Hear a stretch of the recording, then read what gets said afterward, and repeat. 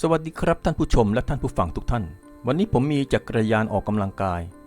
ซึ่งแป้นบันไดหลุดออกมาจากรูเกลียวของก้านหมุนผมจะใช้อุปกรณ์ดังต่อไปนี้ 1. ยูแคลมยึดสลิงขนาด3หุน2ตัว 2. ยูแคลมทองเหลืองขนาด3หุน1ตัว 3. สกรูห่วงขนาด3หุน1ชุด 4. สลักเกลียวรูปตัว L ขนาด3หุน1ตัว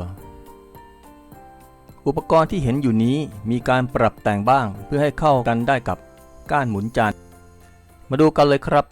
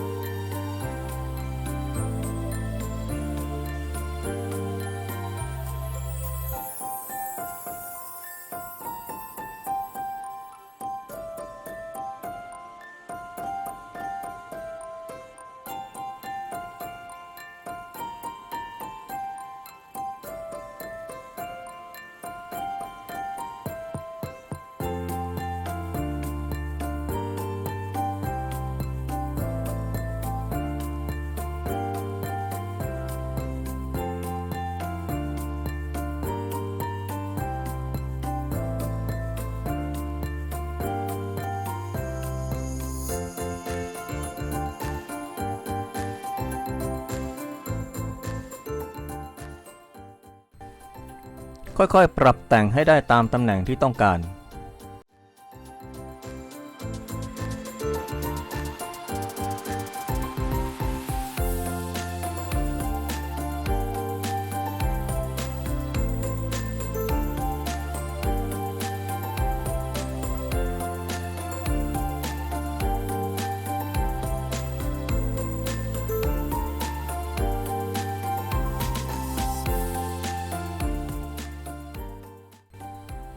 ขันนัดให้แน่นในขั้นตอนสุดท้าย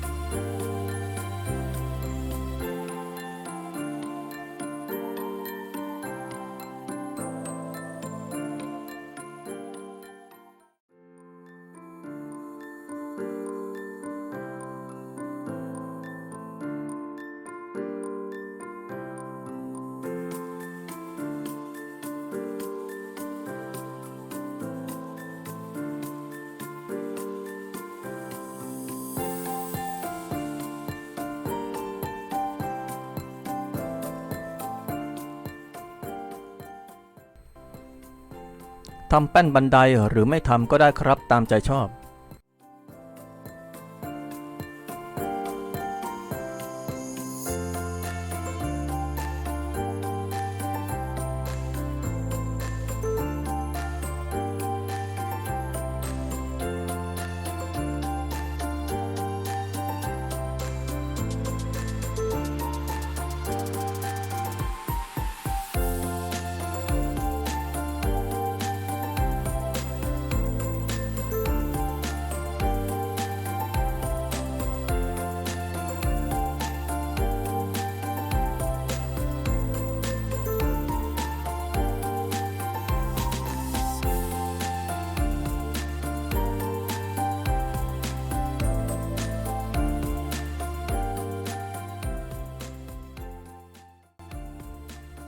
ขอบพระคุณทุกท่านที่รับชม